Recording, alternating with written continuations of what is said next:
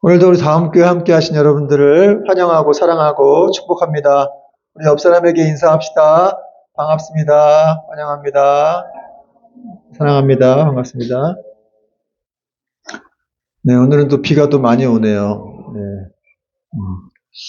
오늘 말씀 제목은 나의 평안을 너희에게 주노라. 나의 평안을 너희에게 주노라 라는 제목으로 말씀을 전하겠습니다.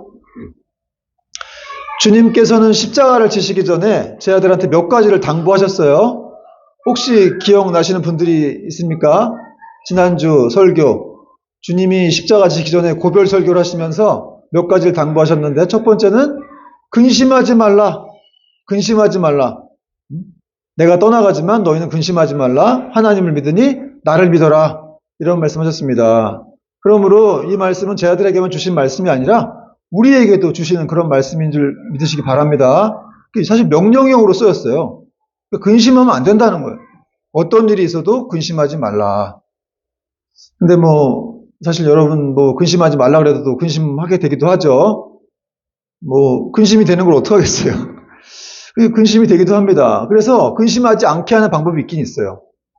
주님이 알려주신 방법이기도 한데, 이제 기도를 하면 돼, 기도를 하면 되는데, 기도를 하고 나면은 조금씩 이렇게 평안이 찾아오기도 합니다. 힘들어도 기도를 하면 찾아와. 근데 기도하고 나서 또 근심이 또 오죠. 저도 그래요. 그럴 때 어떻게 하는가? 그럴 때 다시 또 힘들지만 다시 또 그냥 기도를 조금 하다 보면은 또 이렇게 하나님 말씀이 정말 위력이 있구나. 여러분, 하나님이 뭐라고 그러셨어요? 아무것도 염려하지 말고 오직 모든 일에 기도와 간구로 너희 구할 것을 감사함으로 아뢰라. 그리하면 그리스도 예수 안에 있는 하나님의 평강이 너희 마음과 생각을 지키시리라. 기도 응답이 안 돼도 일단 기도하고 나면, 염려하지 말고 감사함으로 기도하고 나면 하나님의 평강이 너희 마음을 지켜주신다는 거예요. 여러분, 답답하고 근심이 찾아올 때 어떻게 해야 된다고요? 세상의 정보와 소리를 듣고 낙심할 것이 아니라 하나님의 약속의 말씀을 붙들고 근심하지 말아야 될 줄로 믿습니다. 아멘 하세요. 네, 여러분 아멘대로, 여러분의 믿음대로 될 줄로 믿습니다. 주님은 또 제자들이 확신에 거할 수 있도록 약속들을 몇 가지 주셨어요. 어떤 약속이었습니까? 나를 믿는 자는 나보다 더 큰 일을 하리라. 그랬죠? 기억나십니까? 나를 믿는 자는 나보다 더 큰 일을 하리라. 또 한 가지 약속 주셨어요. 어떤 약속이었습니까? 내 이름으로 무엇을 구하든지 내가 다 시행하리라. 이런 약속들, 주님이 하신 약속들이 다 성취가 됐죠. 어떻게 성취가 됐습니까? 주님이 보내신 성령님을 통해서 다 이렇게 성취가 된 거예요. 이 제자들이 성령이 충만해져가지고 막 예수님보다 더 큰 일을 했습니다. 또 한 가지, 또 그분의 이름으로 기도해서 놀라운 일들을 막 행했죠. 그런 일들이 이렇게 성경에 써 있습니다. 그러므로 예수님의 말씀은 다 성취가 된 거예요. 성령님을 통해서. 그러니까 사실은 성령님이라고 하는 이분은 정말 우리에게 주신 최고의 축복이라는 거. 여러분 늘 현실적인 약속 이런 거 좋아하죠. 아니, 그게 현실적이어야지. 그랬고 둘이 뭉실하게 얘기해도 되겠어? 이런 말도 하시는데, 사실은 이 성령님이라는 분은 성부, 성자, 성령 하나님 중 한 분이시죠. 이분이 우리 안에 계시는데, 이분은 하나님이 우리에게 주신 최고의 가장 현실적인 약속이요 소망이라는 거예요. 여러분 그걸 믿어야 됩니다.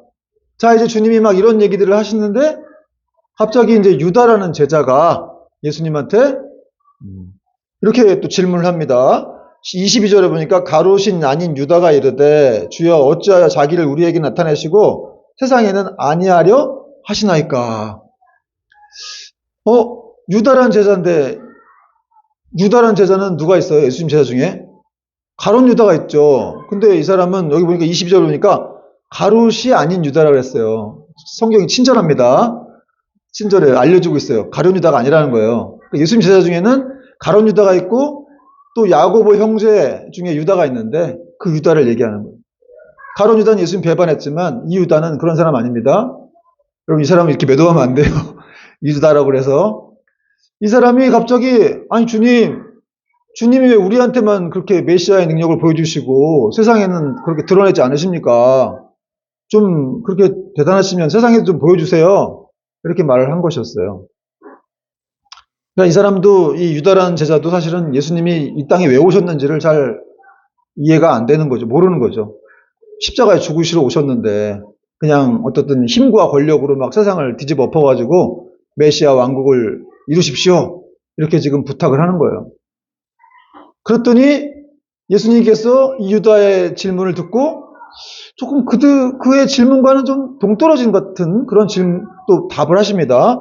23절에 보니까 예수께서 대답하여 이르시되 사람이 나를 사랑하면 내 말을 지키리니 내 아버지께서 그를 사랑하실 것이요 우리가 그에게 가서 거처를 그와 함께 하리라. 24절 읽어보세요. 시작. 나를 사랑하지 아니하는 자는 내 말을 지키지 아니하나니 너희가 듣는 말은 내 말이 아니요 나를 보내신 아버지의 말씀이니라. 예수님이 지금 하시는 말씀은 자기 말이 아니라 자기 속에 있는 아버지의 말씀이라는 거예요. 그래서 정말 너희가 하나님 아버지를 사랑하면, 나를 사랑하면 그 말을 지킬 것이다. 그러나 하나님을 사랑하지 않고 나를 사랑하지 않으면 그 말을 무시할 거다. 지키지 않을 거다. 이런 말씀이에요. 그러므로 여러분, 예수님을 향한 진짜 사랑은 입술만의 고백뿐 아니라 이렇게 행동으로 옮기는 거. 그래서 정말 그 말씀에 순종하는 것이 진정한 예수님을 사랑하는 것임을, 하나님을 사랑하는 것임을 우리가 믿어야 됩니다. 또 말씀을 지키는 것은 선택이 아니라 의무죠. 신자의 의무이기도 하고 또 사랑의 필연적인 결과이기도 합니다. 그러므로 여러분, 우리가 정말 예수님 사랑합니다. 하나님 사랑해요. 저도 그러는데 그래놓고 이제 말씀을 안 지키면은, 근데 여러분, 말씀을 지키려면 말씀을 어떻게 해야 돼요? 읽어야 되겠죠. 말씀을 알아야 되겠죠. 아니, 무슨 말씀이 있는지 알아야 지키죠. 그렇죠. 뭐가 있는지 알아야, 그분이 뭘 좋아하시는지 알아야 우리가 지킬 거 아니에요. 그러니까 여러분, 성경 말씀 많이 읽어야 돼요. 성경을 읽어야, 하나님 말씀을 배워야, 아, 이런 거 싫어하시는구나, 이런 거 좋아하시는구나, 그래서 그냥 이렇게 지키게 되는 거죠. 여러분, 우리가 정말 사랑하는 사람들의 말은 우리가 지키지 않습니까? 그런 사랑하는 사람, 누가 그런 말을 했다고 하면 그걸 잊을 수가 있어요? 정말 사랑하는 사람이 나한테 말했다 그러면 잊을 수가 없죠. 사랑하는 아내라든지 사랑하는 남편이 한 말들, 종종 남편은 아내 말을 무시하기도 하는데 사랑하는 자녀가 한 말들 잊지를 못합니다. 사랑하는 자녀 같은 경우는 어떤 경우라도, 어떤 뭘 해서라도 이렇게 지켜주려고 하는 그런 부모의 마음들이 있죠. 그렇듯이 정말 하나님을 사랑한다고 한다면 그 말씀을 지키게 돼 있다는 거예요. 근데 사실 우리가 율법, 하나님 말씀을 다 지킬 수는 없죠. 저도 목사인데 넌 다 지키냐? 저도 잘 못 지키는 게 많아요. 그래서 설교 준비하면서도 괴롭기도 하고 힘들기도 한데, 그래서 성령님을 보내주신 거예요. 그걸 지킬 수 있도록. 구약시대 사람들은 성령이 없었기 때문에, 왔다 갔다 했기 때문에 지키기가 어려웠지만, 그냥 타락의 길로 가버렸지만, 예수님이 죽으시고 승천하시고 성령을 보내주셔가지고 우리 안에 성령이 오심으로 인해서 그 성령의 능력으로 우리가 말씀을 지킬 수가 있게 되는 거예요. 하나님의 능력으로 우리는 말씀을 지킬 수가 있게 된 거라서, 사실은 여러분이 말씀을 지키기 위해서는 성령님을 사랑해야 되고 그분과 교제를 해야 돼요. 그러니까 우리를 살려주시려고 사실은 성령님을 보내주신 거예요. 하나님이 다 못 지킬 줄 알고. 얼마나 감사합니까? 그러니까 예수님이 십자가에 죽지 않으셨으면 성령님이 올 수도 없었죠. 그러므로 여러분, 우리가 성령님에 대해서 정말 이렇게 생각을 많이 하고 그분의 동행하는 그런 연습들을 해야 됩니다. 자, 그리고 이렇게 말씀을 지키는 자에게 주어지는 선물이 있어요. 보니까 하나님의 사랑이 임한다고 돼 있어요. 여기 보니까 내 아버지께서 그를 사랑하실 것이요. 예수께서 대답하여 이르시되 사람이 나를 사랑하면 내 말을 지키리니 내 아버지께서 그를 사랑하실 것이요. 또 말씀하고 있어요. 우리가 그에게 가서 거처를 그와 함께 하리라. 여러분, 하나님 우리 안 사랑하나요? 우리 안 사랑해요? 근데 왜 말씀 지키면 사랑한다 그래요? 이게 무슨 말이냐면은 우리를 사랑하죠. 하나님은 모든 사람을 사랑하시지만 말씀을 지키는 자는 특별히 사랑한다는 거예요. 특별히 사랑한다. 그에게 예수님께서도 뭐라고 하셨냐면 21절에 나의 말씀을 지키는 자는 내가 나를 나타낼 것이다 이랬어요. 예수님이 나타내 주시고 또 성부 하나님은 사랑하실 것이다, 그 사람을.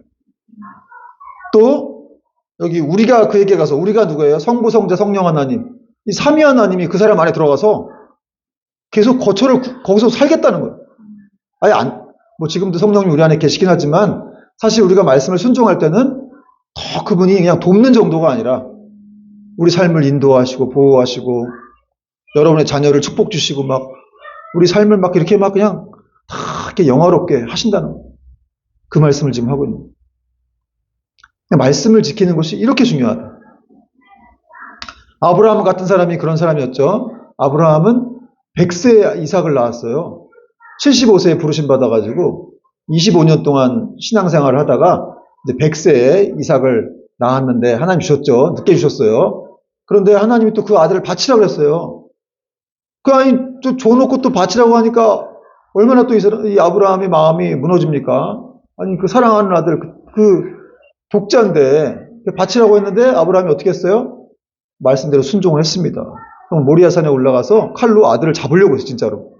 그 사랑하는 아들을. 그러니까 하나님의 시험에 통과를 한 거죠. 말씀에 순종을 했습니다.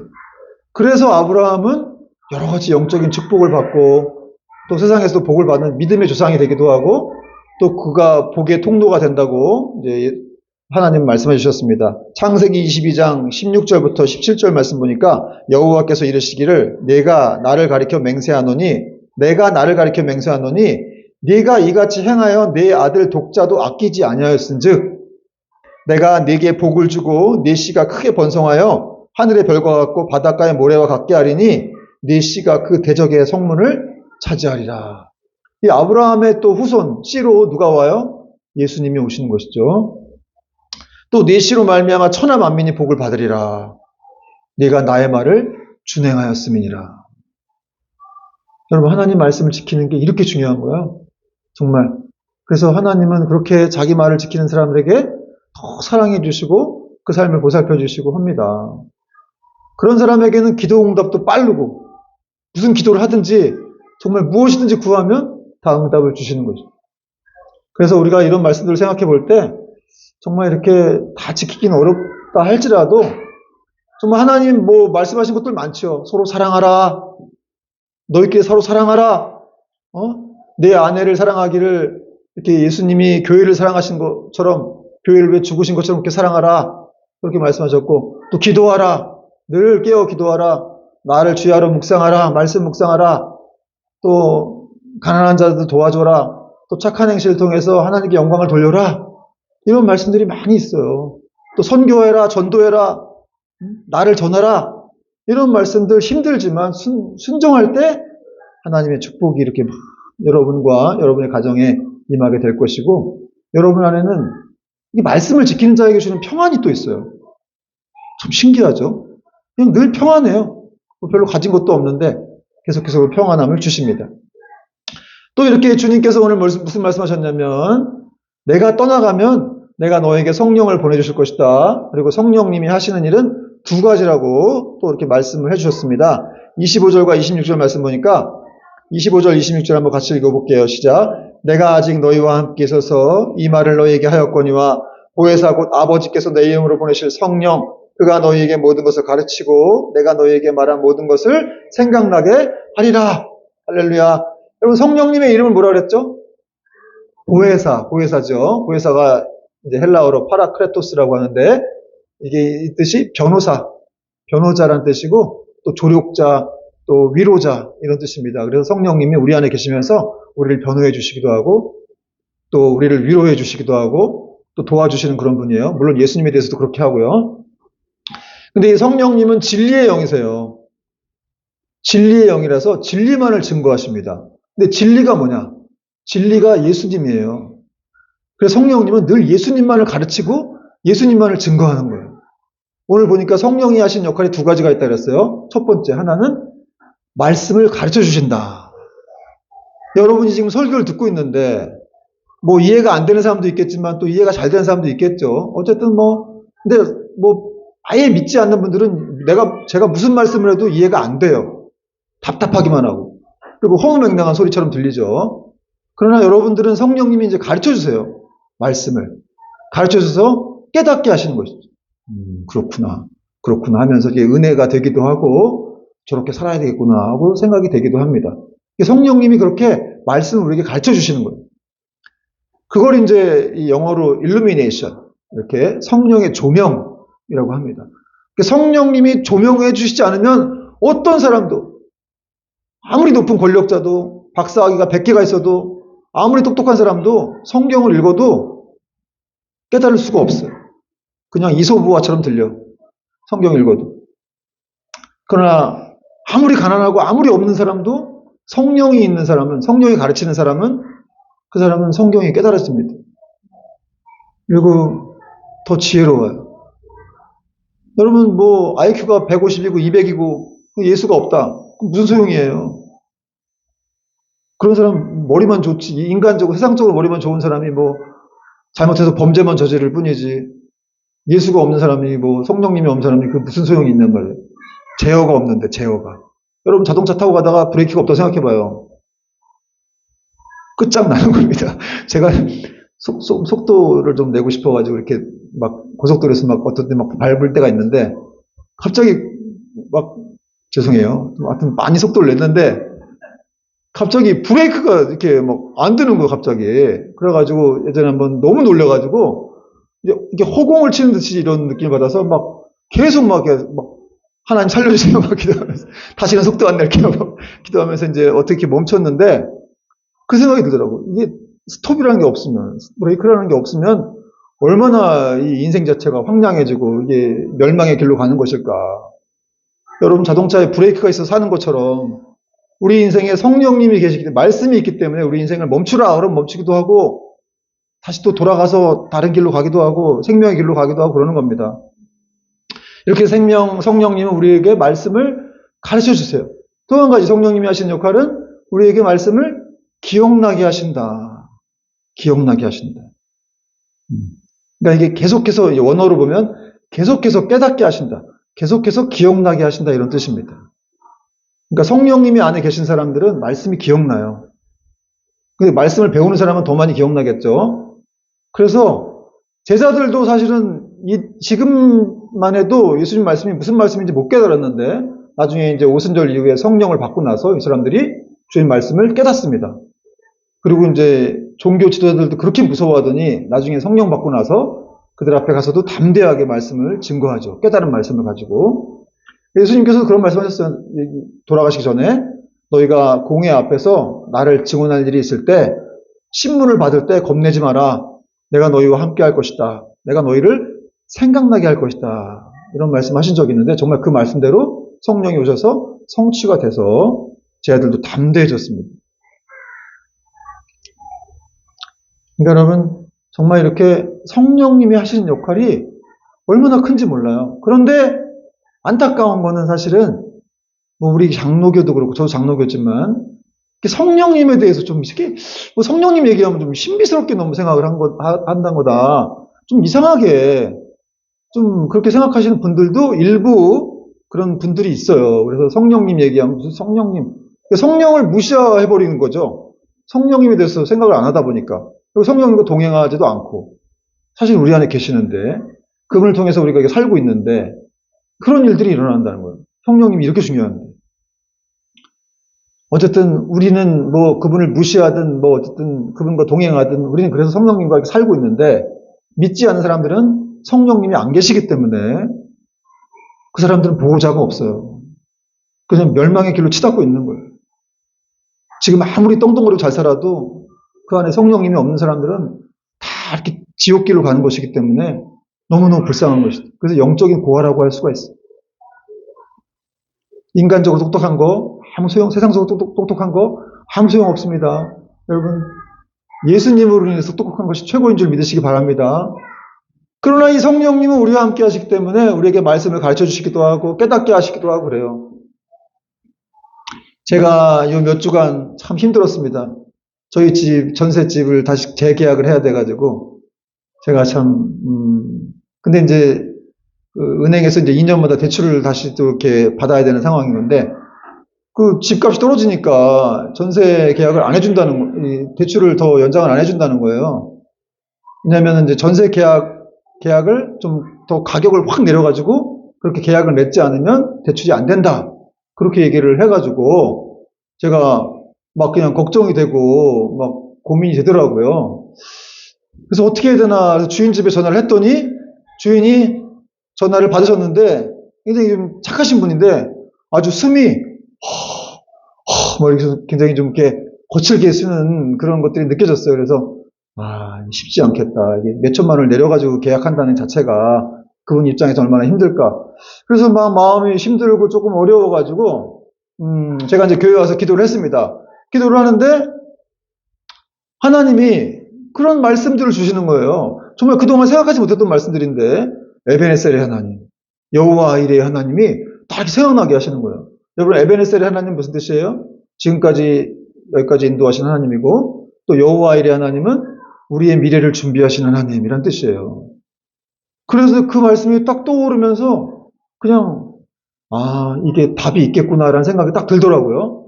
그래서 좀 평안이 왔습니다. 그래서 집에 갔는데 또 며칠 지나니까 또 걱정이 돼가지고 제가 좀 새가슴이라 아니 집 계약 안 해주면 어떡할 거야. 그래서 또 교회 가서 기도를 또 했어요. 그래서 또 했는데 이번에는 그 북이스라엘의 나병 환자가 생각나게 하시는 거예요. 하나님이. 하여튼 이분이 주인분이 전화를 해준다고 해놓고 뭐 연락이 없어요. 열흘 가까이. 그래가지고 근데 이제 그날도 기도를 하는데 나병 환자가 생각나는데 이게 어떤 내용이냐면 이제 북이스라엘이 아람 군대에 포위가 돼가지고 그 북이스라엘 성에 있는 그 성 안에 물가가 엄청 높아졌습니다. 나귀 머리 하나가 막 수백만 원, 수천만 원까지 오르는 그런 상황이 된 거예요. 그리고 사람들은 막 자기 자식까지 잡아먹는 그런 내용이 성경에 나옵니다. 굶어 죽을 판이니까. 그래갖고 막 왕이 이놈의 엘리사 내가 잡아서 죽이겠다고 막 이러고 있는 상황에서 엘리사에게 하나님 말씀이 임했어요. 그래서 내일 이맘때에는 여기 물가가 완전히 똑같이 평소대로 잡힐 것이다. 하나님이 그렇게 말씀하셨다. 이렇게 엘리야가 말을 해줬습니다. 그랬더니 그 이스라엘 한 군대 장관이 어디 여호와께서 하늘에 창을 내신들 이런 일이 벌어지겠느냐. 그래서 비웃었거든요. 근데 엘리사가 이제 그럼 너는 내일 아침에 하나님 말씀대로 되겠지만 너는 그걸 못 보고 죽으리라. 근데 정말 말씀대로 죽었습니다. 그 사람은. 근데 어쨌든 그렇게 그 다음날 하나님이 이렇게 큰 군대가 오는 소리를 그 아람 군대가 듣게 하셔가지고 다 도망가게 하셨어요. 거짓말 같은 그런 일이 일어났습니다. 그랬더니 그런 사실을 아무도 모르고 있잖아요. 성 안에 지금. 거기서 그 성 안에 있는 나병 환자들이 이제 이 사람들이 어떻게 생각을 했냐면 내가 여기서 죽느니 밖에서 죽느냐 어차피 죽는 건 매한가지다 싶어가지고 차라리 나가서 죽자. 이래갖고 그냥 갑자기 나갈 생각을 한 거예요. 하나님이 그런 생각을 주신 거죠. 나병 환자들을 사용하신 겁니다. 나갔더니 정말 이 아람 군대가 다 도망간 거예요. 근데 그 생각을 하나님 저한테 이렇게 말씀을 주신 거예요. 그래서 내가 나병 환자가 돼야 되겠다. 이런 생각이 들었습니다. 그래가지고 그때까지만 해도 주인분이 전화를 안 해주고 답답하게 하셔가지고 막 불안했는데 내가 뭐 전화하면 되지. 어차피 뭐 안 된다 그러면 안 되는 거고 그럼 뭐 죽으면 죽으리다 하면 되지. 뭐 이사 가면 되지. 이렇게 생각을 하면서 전화를 딱 걸었는데 걸자마자 그냥 아무 일도 없었던 것처럼 뭐 그래 뭐 어쩔 수 없죠. 뭐 다시 재계약해야죠. 뭐 그 가격으로. 딱 이렇게 얘기를 하는 거예요. 그래갖고 너무 쉽게 얘기를 했어서 와 이거 뭐지? 정말 이렇게 내가 오늘 나병 환자가 됐네. 그래서 그 소식을 내가 쫓아가가지고 우리 사모에게 막 아내한테 막 얘기해주고 여보 그분이 그렇게 해준대.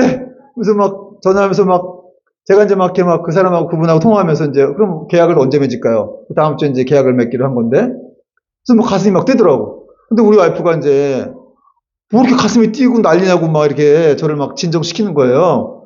그래서 저는 이제 그런 것들은 이제 응답이 되고 감사하니까 그것 때문에 그런 건데 어쨌든 여러분 이렇게 성령님이 하시는 역할들 그냥 뭐 매번 이렇게 하시는 거는 아닐 수도 있겠지만 우리가 위기 가운데 있거나 어떤 문제 속에서 걱정 근심하고 있을 때 기도할 때 성령님이 우리 안에서 말씀을 깨닫게 하시고 또 그 말씀을 주신다는 거 기억나게 하신다는 거 그래서 그 말씀대로 이렇게 순종하면 놀라운 일이 일어난다는 거예요.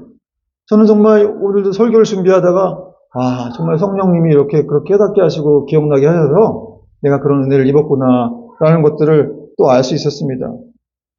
여러분, 걱정, 근심 생길 때, 두려운 일 생길 때 걱정하지 마시고 기도하기 바랍니다. 누구든지 기도해도 성령님은 다 말씀을 깨닫게 하시고 기억나게 하시는 분이십니다. 또 어떻게든지 이렇게 또 환경을 바꿔서 또 상황을 바꿔서 여러분을 도와주시기도 하는 것이죠. 또 오늘 주님은 성령께서 하시는 역할에 대해서 27절에 아주 중요한 말씀을 하고 있습니다. 성령님이 오시면 평안을 주신다 이렇게 말씀하고 있어요. 27절 같이 한번 읽겠습니다. 시작. 평안을 너에게 끼치노니 곧 나의 평안을 너에게 주노라. 내가 너에게 주는 것은 세상이 주는 것과 같지 아니하니라. 너희는 마음에 근심하지도 말고 두려워하지도 말라. 할렐루야. 여러분, 성령님이 여러분에게 주시는 건 뭐예요? 평안을 준다는 거. 평안. 이 평안이 히브리어로 샬롬. 늘 여러분들끼리 이제 샬롬 그렇기도 하죠. 평안하냐 이런 뜻입니다. 근데 이 평안이 세상에서 말하는 평안이 아니라는 거예요. 이거는 하나님만 주실 수 있는 평안이라는 거예요. 여러분, 하나님의 구원이 놀라운 일이죠. 그러나 그 못지않게 예수님이 이 땅에 오셔서 하신 일이 있어요. 자기 영을 통해서 우리에게 성령을 부어주신 거예요. 그래서 예수 믿는 사람들은 이상하게 평안이 있어요. 아무리 걱정, 근심이 있어도 악한 마귀가 막 누르면 걱정, 근심이 되기도 하는데 어쨌든 예수 믿는 사람은 뭔가 이상한 평안이 있어요. 제가 안 믿어봤기 때문에 그건 확실히 압니다. 제가 25세 때까지는 안 믿어서 불신자로 살았기 때문에 저에겐 평안이 없었어요. 평안이란. 그래서 제가 평안을 찾기 위해서 늘 술과 이런 유흥 문화와 그런 쪽 가가지고 담배와 이렇게 해서 평안을 찾으려고 했죠. 그러나 그건 평안이 아니더라고요. 이렇게 머리만 아파요. 깨고 나면. 그때 당시엔 평안처럼 느껴졌지만 그 평안이 아니에요. 여러분, 오늘 주님께서 뭐라고 말씀하시냐면은 내가 주는 평안은 세상이 주는 것과 같지 않다는 거예요. 여기 나오죠. 세상에서도 주는 평안이 있긴 나봐요. 그러니까 세상이 주는 것과 같지 않다고 그러죠. 주님이 주는 평안은 어떤 평안이냐? 정말 이렇게 아무리 걱정하고 근심된 일이 있고 두려운 일이 있어도 주님이 임하시고 찾아오시면 그냥 걱정, 근심이 싹 사라지는, 정말 거짓말같이 아픈 게 사라지는, 머리 아픈 게 사라지는, 그런 어려움들이 사라지는 그런 평안이 임하게 된다는 것입니다. 여러분, 오늘날 이 사회가 어떤 사회예요? 지금 사회가 굉장히 불안한 사회죠. 평안이 없는 사회입니다. 제가 지난주도 뉴스 보다가 야, 정말 이게 우리나라 한 해 자살자가 14,000명이 넘었어요. 그러니까 하루 평균 40명씩 자살을 하고 한 해는 15,000명 가까이 자살을 하는 거예요. OECD 국가 중에서 계속 1등입니다. 지금 10몇 년째 1등이 자살자가. 그러니까 그 사람들에게 소망이 없다고 생각하고 자살하는 거 아니겠어요? 여러분, 키에르케고르라는 종교학자가 이런 말을 했는데, 이 죽음에 이르는 병을, 절망은 죽음에 이르는 병이다 이렇게 얘기했어요. 사람이 왜 죽겠어요? 소망이 없다고 생각하니까 죽는 거예요. 평안이 없다고 생각하기 때문에 죽는 것인데, 정말 그런 얘기 들으니까 너무 가슴이 아프더라고요. 그래서 이제 어저께 우리 금요기도회 때도 제가 이제 같이 우리나라의 상황을 위해서 기도를 했습니다. 여러분, 세상은 이렇게 평안이 없어요. 경제적인 문제, 미래에 대한 노후 문제, 뭐 자녀 건강 문제로 정말 평안이 없는 그런 시대를 살고 있어가지고 이 세상에서 누구도 정말 진정한 평안을 찾기란 참 어려운 그런 시대이기도 합니다. 지금 또 나라가 두 쪽으로 갈려가지고 얼마나 평안이 없습니까? 뭐 미국 대통령 누가 돼가지고 또 그분 때문에 또 여러 나라들이 평안이 없고 여러 가지 그냥 힘든 상황인데 그럼에도 불구하고 주님께서 평안을 주시면 그분이 임하시면 그곳에 이렇게 평화와 기쁨이 깃들게 된다고 지금 주님은 말씀하시고 있는 거예요. 그래서 내가 너에게 평안을 줄 거니까 너희는 마음에 근심하지도 말고 두려워하지도 말아야 된다. 이런 말씀을 하고 있는 것입니다. 그런데 여러분, 우리는 이런 주님이 주시는 이런 평안이 있음에도 불구하고 여전히 가짜 평안에 속을 때가 많죠. 돈만 많으면 난 평안할 거야. 응? 우리 자녀가 잘 되면 좋은 대학에 들어가면 난 평안할 거야. 좋은 회사에 들어가면 난 평안할 거야. 내 미래가 보장되면 노후가 보장되면 난 평안할 거야. 아파트만 있으면, 큰 건물만 있으면 난 평안할 거야. 그 집만 하나 있으면 난 평안해. 이게 다 가짜 평안이라는 거죠. 건강만 하면 평안할 거야. 여러분, 집 생기고 건강해지면 그 다음에 문제 없어요? 천국 가는 날까지 계속 문제가 있는 겁니다. 그래서 예수님이 주신 평안은 사실은 환경과 상황에 관계없는 평안이에요. 어떤 그림이 하나 있었는데 새가 이렇게 막 폭풍을 치는 그런 바닷가에 그런 그 바위에 새가 앉아 있는데 너무 그 새가 평안한 그런 이제 그림이 있었는데 밖에는 막 폭풍을 치고 있는데 그 새는 그냥 고요하게 거기 앉아 있는 그런 그림을 본 적이 있는데 그렇듯이 주님이 주시는 평안은 그렇다는 거예요. 세상에서 환란이 있고 폭풍우가 쳐도 그냥 이 주님이 주시는 평안을 갖고 있는 사람들은 담대하다는 거예요. 평안할 수밖에 없다는 거죠. 그런데 그걸 자꾸 거기서 그 주님을 평안을 못 찾으니까 자꾸만 이렇게 세상에 기웃기웃거리고 좀 돈 좀 더 벌어야 되겠다. 일을 더 많이 해야 되겠다. 여러분 일도 많이 해갖고 평안을 찾으는 사람도 있어요. 근데 그것도 가짜 평안이죠. 거긴 평안이 없다는 거예요. 잠깐 있을 수 있겠지만 세상이 주는 평안은 어떤 평안이냐? 일시적인 평안. 잠깐은 평안해요. 잠깐 행복해.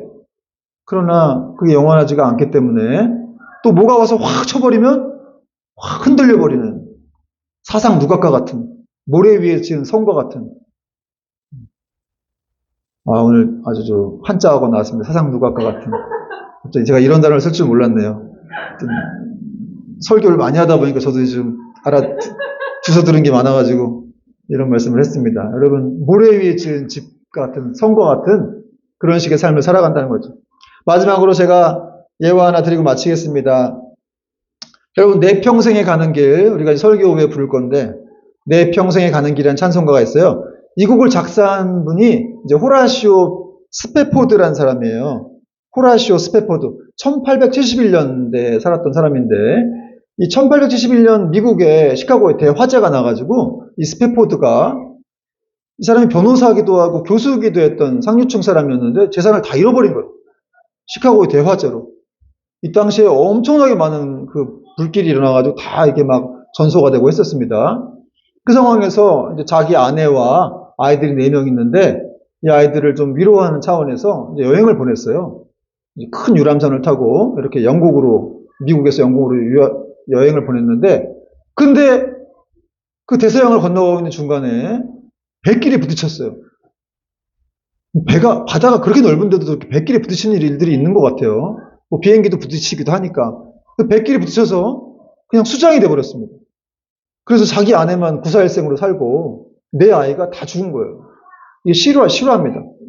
그래서 스페포드가 너무너무 괴로운 거죠. 근데 스페포드는 하나님을 믿는 사람이었기 때문에 계속해서 그냥 어떤 희생이 오더라도 내가 주님을 위해서 주님을 위해 사는 것이 기쁘다라고 생각하면서 믿음으로 막 버텼어요.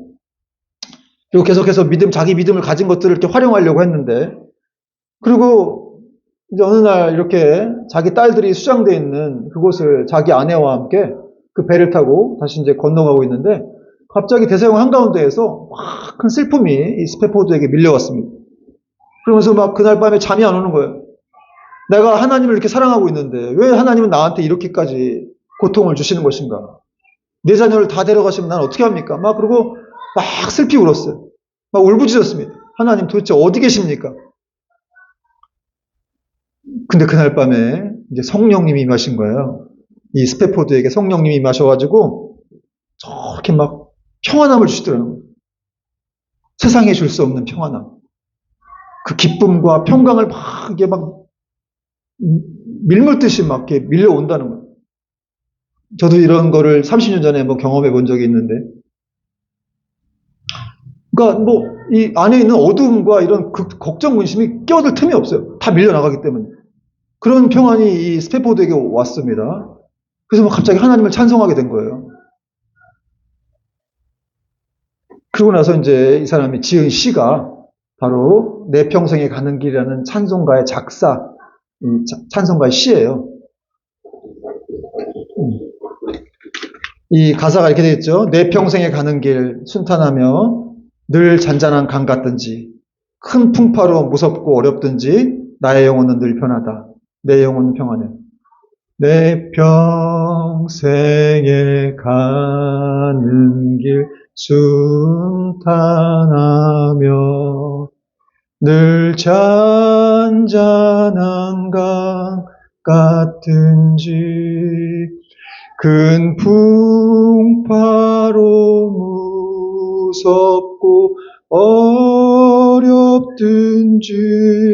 나의 영혼은 늘 편하다. 내 영혼 평안해. 내 영혼 평안해. 여러분 찬송 많이 들어봤죠? 가사가 너무 정말 은혜롭습니다. 내 평생에 가는 길 순탄하든지 잔잔한 강 같든지 큰 풍파로 무섭고 어렵든지 내 영혼은 편하다는. 근데 이게 어떻게 이렇게 가능합니까? 이게 주님께서 평안을 주실 때 주님께서 뭐라고 하셨냐면 나의 평안을 너에게 주노라.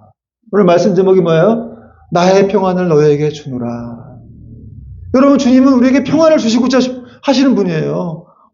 우리가 사랑하는 우리 자녀들에게 우리 부모들이 평안을 주고 싶고 사랑을 주고 싶듯이 우리 주님은 여러분에게 평안을 주고 싶어 합니다.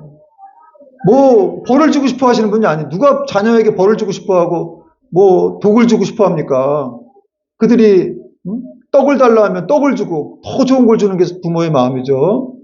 여러분 오직 주님께만 이런 평안이 있습니다. 그러면 이렇게 기적적인 이런 평안들, 물론 이 사람이 큰 고통 가운데 기적적인 평안을 만났지만 그러나 우리는 어떻게 이 평안을 만날 수 있습니까? 우리가 하나님께 기도할 때 하나님 말씀을 붙들고 이렇게 예배 드릴 때 여러분 성령님이 여러분의 말씀에 여러분의 머릿속에 가슴에 평안을 주시는 거예요. 믿음은 들음으로 말미암아 생기기 때문에 그렇습니다. 또 우리가 말씀을 보고 성경을 보고 또 그 가운데 주님과 성령님과 동행할 때 우리에게는 어떠한 환난과 어려움과 또 가난하다 할지라도 누가 아프다 할지라도 환경이 어떠하다 할지라도 미래가 보장되지 있지 않다 할지라도 우리는 평안할 수밖에 없는 것입니다.